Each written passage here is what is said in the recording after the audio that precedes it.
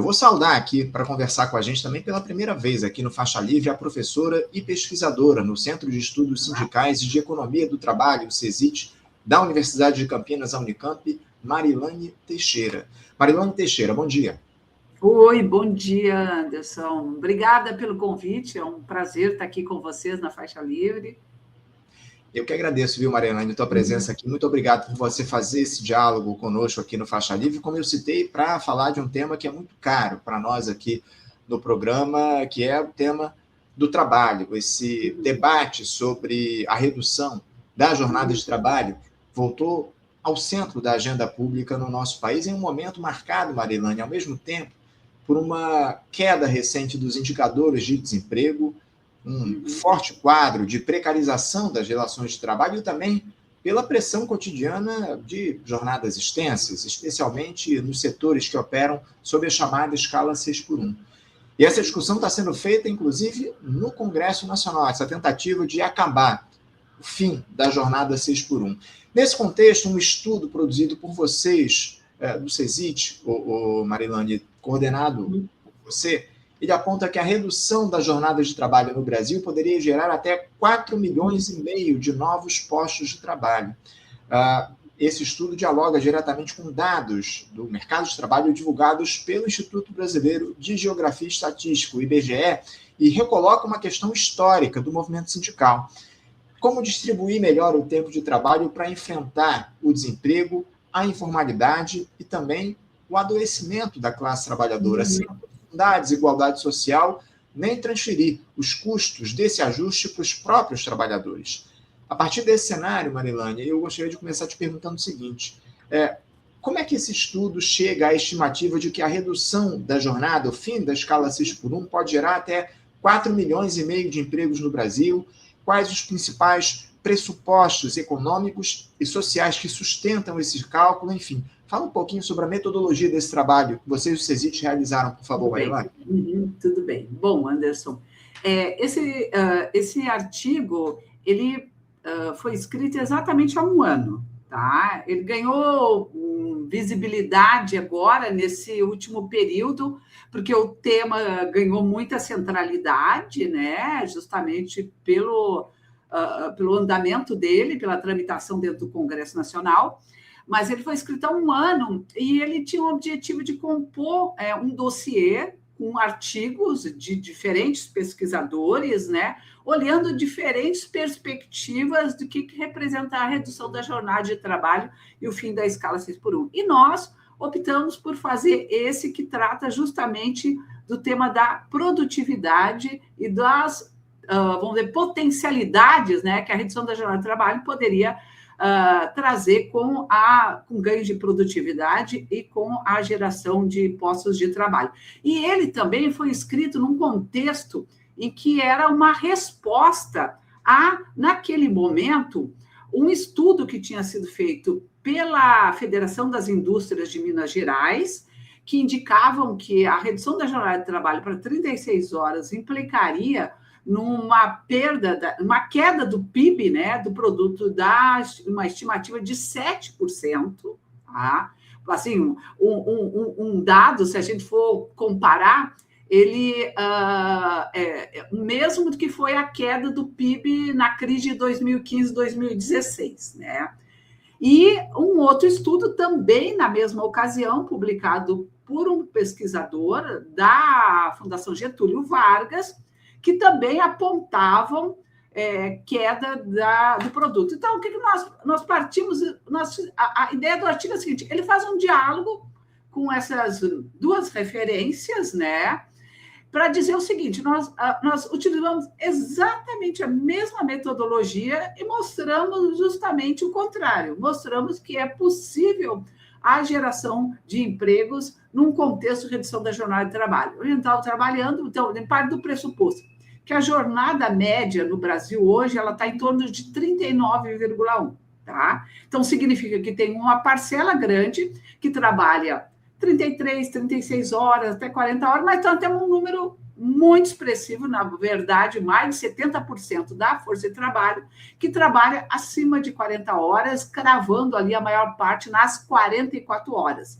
Ou mais, nós temos, inclusive, 20 milhões de pessoas que trabalham acima da jornada legal, que é de 44 horas semanais. Então, nós partimos do pressuposto em que, mantendo o produto, né, o PIB inalterado, né, então, porque justamente os outros estudos, eles partem do pressuposto que se reduz a jornada de trabalho e reduz o número de dias trabalhados, consequentemente, para que as empresas se adaptem, elas vão reduzir a atividade econômica e, portanto, haveria uma queda do PIB. Nós não. Nós partimos do pressuposto econômico de que não vai ter alteração no PIB. As atividades econômicas não vão ser reduzidas, não vai diminuir a quantidade de produtos e serviços disponível, ou seja, vai se manter a demanda agregada. Ou seja, se o PIB é 11 trilhões, nós vamos manter um PIB de 11 trilhões. As pessoas não vão parar de comer, de se alimentar, de se vestir,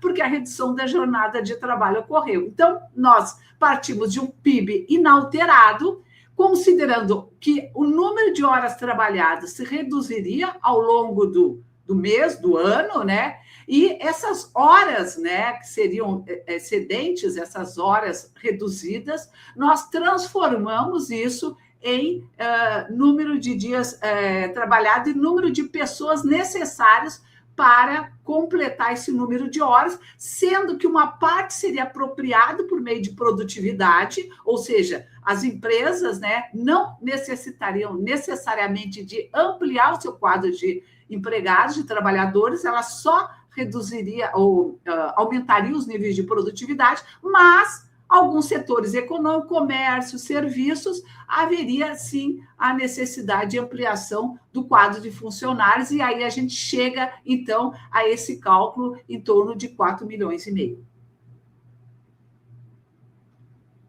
Estava com o meu microfone fechado aqui. Agora, Marilane, eu queria explorar justamente isso que você trouxe no final da tua resposta. Esse estudo de vocês conclui que a produtividade nacional pode crescer cerca de 4% com a redução da jornada de 44 para 40 horas semanais.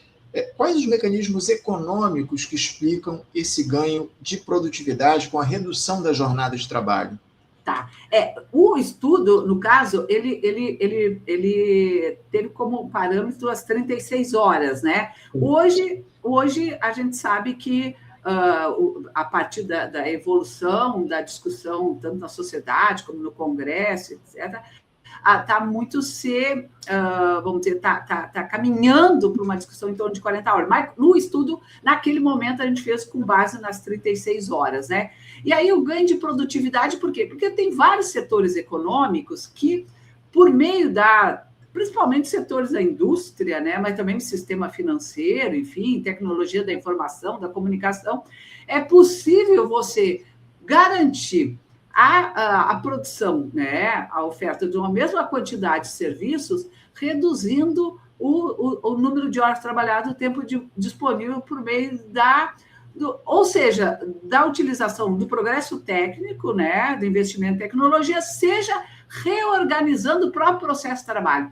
Então, um exemplo clássico disso é a redução da jornada de trabalho nos anos 80, de 48 para 44 horas semanais, né? Então, quando a gente olha, por exemplo, aquele contexto em que não provocou queda do PIB, não provocou desemprego, não provocou falência das empresas, os problemas econômicos decorrentes depois de outros fatores que diz respeito ao processo de inserção da economia globalizada lá nos anos 90, mas não foram resultados, evidentemente, da redução da jornada de trabalho. Então, quando a gente olha, por exemplo, vamos olhar o sistema financeiro, vamos olhar a indústria e serviço, vamos pegar a indústria dos anos 80, é uma indústria basicamente do regime fordista, né? Linha de produção. Hoje, a produção está totalmente flexibilizada. Olha o sistema financeiro nos anos 80 e olha o sistema financeiro hoje. Quer dizer, os ganhos de produtividade que foram garantidos nesses últimos 38 anos são incomparáveis, né? Então, assim, a capacidade da atividade econômica do setor produtivo de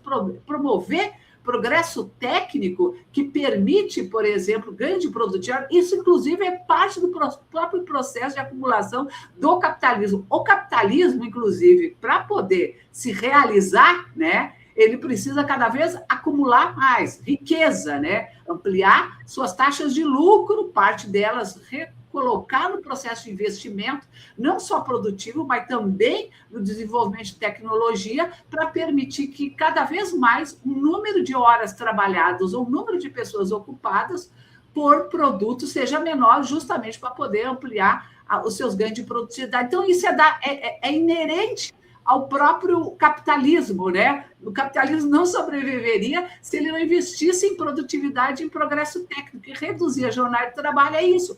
O problema é que, historicamente, o capitalismo se apropria desses ganhos de produtividade para o seu benefício. Então, o que nós estamos falando hoje é uma luta de classe, é conflito de classe, é uma discussão sobre como vai se redistribuir, do ponto de vista da sociedade, os ganhos de produtividade obtidos pelos avanços técnicos, pelos progressos técnicos promovidos no último século, né? E é disso que se trata. É uma luta sobre os efeitos de redistribuição dos ganhos de produtividade da economia. É isso. E esse debate impacta diretamente os nós dos meios de produção, né? O empresariado, acima de tudo, se coloca muito contrário. Aliás, há uma articulação lá no Congresso Nacional entre políticos e empresários tentando barrar a discussão do fim da escala 6x1. O presidente da Câmara, lá, o Hugo Mota, disse que vai pautar esse tema para ser debatido lá na Câmara, mas há uma tentativa aí de impedir que esse tema avance, pelo menos nesse ano de 2026, pelo menos antes das eleições presidenciais, porque é um cálculo de que isso, de alguma forma ou de outra, ajudaria a campanha do presidente Lula, a candidatura dele à reeleição. Agora, Marilane, deixando o aspecto político de lado, esse levantamento, ele também associa, esse levantamento que vocês do CESIT fizeram, eles associa também jornadas excessivas a problemas de saúde e adoecimento. Como é que a redução da jornada poderia, de fato, transformar a qualidade de vida dos trabalhadores brasileiros em termos práticos? Como é que isso impactaria a rotina diária de uma grande parcela da força de trabalho brasileira? Existe risco de resistência cultural ou institucional a essa ideia? Sim, não, isso eu acho que é um dos aspectos mais significativos da redução da jornada de trabalho, é a qualidade de vida, né? É o que a gente chama do bem viver. O que os nossos estudos têm mostrado? E por que o tema da redução da jornada de trabalho, principalmente o fim da escala 6x1, ganhou tanta visibilidade nesse último período, embora a luta pela redução da jornada de trabalho seja uma luta histórica, né, inclusive do movimento sindical, ele nunca abandonou essa agenda, né? Mas nós temos um processo nas últimas décadas, né, de uma intensificação do trabalho, de formas abusivas, de exigências de meta. As doenças psicossociais, elas evoluíram de uma maneira impressionante. Quando a gente falava de doenças ocupacionais relacionadas ao mundo do trabalho, né, nos anos 80, nos anos 90, elas estavam muito mais associadas a acidentes provocados por os tipos de máquinas e equipamentos, né? Agora não, dos anos 2000, você praticamente, o que determina, né, o que predomina são as doenças psicossociais. Nós tivemos só em 2024 500 mil, ou seja, 500 mil de afastamentos decorrentes de doenças psicossociais. Eu estou falando de afastamentos a partir de pessoas que estão têm uma jornada de trabalho legal, que estão carteira de trabalho assinada, e considerando que metade do mercado de trabalho brasileiro hoje está na informalidade, né? Então, essas metas abusivas, sobrecarga de trabalho, está por detrás, né, de boa parte das doenças psicossociais. Tanto que tem uma NR, agora vai começar a vigorar agora, no próximo período, que trata justamente dos afastamentos decorrentes das doenças psicossociais. Toda essa discussão do assédio moral, né, ganhou muita visibilidade por conta da ocorrência, né? As pessoas estão exaustas, estão cansadas, as pessoas, os salários são muito baixos. Nós tivemos, em 2024, 7 milhões de pessoas no emprego formal que pediram dispensa, e quando foram perguntadas, né, o Ministério do Trabalho fez uma enquete com uma parte dessas pessoas, e basicamente a queixa é excesso de trabalho, excesso de sobrecarga de trabalho, pressão da chefia, jornada de trabalho extensa. Então, há um nível de exaustão, né, em relação às longas jornadas de trabalho e um processo de deterioração do mercado de trabalho que se confunde com esse discurso de uma negação do trabalhador, da trabalhadora, com o registro em carteira. Eu diria o seguinte, assim, as pessoas querem, sim, ter carteira de trabalho assinada, elas querem ter direito, que elas querem ter proteção, mas elas querem ter dignidade no trabalho, elas querem ser respeitadas, elas querem ter um ambiente de trabalho saudável e com qualidade. E a gente precisa retomar essa discussão com muita força, principalmente por meio da economia do trabalho, da sociologia do trabalho. Então, essa adesão da sociedade, da classe trabalhadora, ao fim da escala 6x1, primeiro, e depois da redução da jornada de trabalho, porque é isso, o que está na boca das pessoas é o fim da escala 6x1. Ele é um grito, né, de pedido de socorro, porque não aguenta mais o nível de cansaço e de exaustão que representa o ambiente de trabalho hoje. Professor, eu tenho uma pergunta aqui que veio de um espectador nosso, perfil Outside, manda aqui o seguinte questionamento. O estudo considerou a tendência de substituição dos contratos seletistas por pejotizados e de crescimento da informalidade? Pergunta do Outside para você, professora. Bom, não, a gente não fez esse cálculo, inclusive porque a gente nem... como a gente fez uma estimativa baseada no que representa os vários setores econômicos do ponto de vista da geração da riqueza, né, do PIB, a gente também não consegue, por exemplo, eu pego a indústria. A indústria, vamos lá, ela é responsável por 2,5 trilhões, né, do PIB. Então, e ela contrata 12 milhões de pessoas. Então, eu não consigo dizer desses 3,5 milhões, quem está na informalidade, né, ou é PJ, ou é MEI, quem está em contrato de trabalho. Esse cálculo não existe, né? Então, portanto, é um cálculo mais amplo. Agora, a possibilidade de que a redução da jornada de trabalho possa representar uma mudança, né, do ponto de vista das formas de contratação. Bom, primeiro, a gente tem esse debate está lá no STF, que é a questão da pejotização, que é a possibilidade de que todos os vínculos de trabalho hoje, com carteira assinada, né, com os direitos, sejam substituídos por meio da contrato de PJ e MEI, que, de alguma maneira, isso já foi permitido por meio da reforma trabalhista de 2017, quando ela admite a possibilidade do autônomo exclusivo, né? Eu trabalhar exclusivamente para a empresa e, mesmo assim, não configurar vínculo de trabalho. Então, assim como na reforma de 2017, havia todo um discurso em torno do trabalho intermitente, que a reforma trabalhista permitiria que se geraria nos primeiros anos 6 milhões de empregos só por meio do contrato intermitente. Hoje, os dados mostram que não passa de 400 mil e a maioria sequer tem vínculo, né? Nunca teve, não teve nenhuma renda durante aquele ano, porque nunca foi chamado pela empresa. Então, assim, é um exercício especulativo associar a ideia de que a redução da jornada de trabalho, no fim da escala 6x1, vai ensejar um processo de pejotização. Porque, senão, você está sempre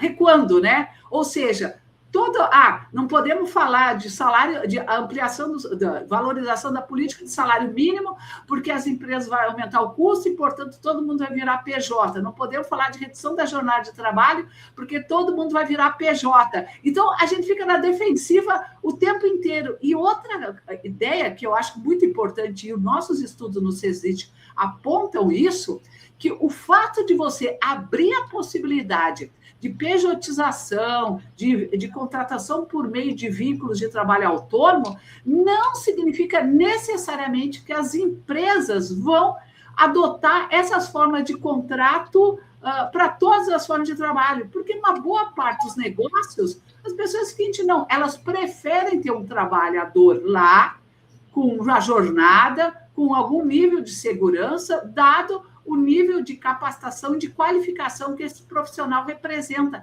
Então, assim, a gente tem que tomar muito cuidado com as generalizações. O risco tem, as ameaças são presentes, assim como as ameaças de que a redução da jornada de trabalho vai representar desemprego. Então, é tudo especulação. Não tem, do ponto de vista econômico, nenhum modelo que possa dizer com absoluta segurança que isso pode acontecer, porque são processos políticos, não são só técnicos, são vontade política. Nós temos, infelizmente, uns setores empregadores que parece que jogam contra, porque é isso, eles seriam os principais beneficiados pela redução da jornada de trabalho, porque tu vai gerar emprego em outros setores. As pessoas vão ter mais tempo livre, elas poderem se dedicar à cultura, lazer, entretenimento, às compras. Então, vai aumentar a renda disponível, inclusive todo mundo pode ser beneficiado com isso. Então, acho que é com essa perspectiva positiva que a gente tem que trabalhar essas agendas, né? Há uma cegueira aí de determinados setores justamente no que diz respeito aos benefícios que essa redução da jornada pode trazer. Os críticos argumentam justamente que a redução da jornada de trabalho poderia aumentar os custos para a empresa. Para as empresas. Eu queria que você falasse um pouco sobre isso, professora. Esse estudo aborda os efeitos sobre custos salariais e competitividade das empresas aqui no Brasil? Tá, não, esse estudo, porque a gente teria que fazer um outro, né? Um outro estudo só para tratar disso. Mas o IPEA publicou, os técnicos do IPEA publicaram recentemente, agora coisa de 2 semanas, um estudo muito importante que mostra justamente sobre essa perspectiva, tá? Da questão do custo. E mostram que os efeitos sobre os custos são muito, muito pequenos, mesmo naqueles segmentos que, vamos dizer, teriam que se adaptar por meio da contratação para conseguir manter o mesmo nível de disponibilidade e de oferta de seus bens e serviços, tipo supermercado, farmácia, loja de departamento, né? Porque, assim, o custo ele vai variar de acordo com qual é o peso do custo do trabalho sobre o produto final. E isso vai variar. Você tem desde os setores de alta tecnologia que o custo do trabalho já não passa de 3%, 4% do produto final. Né?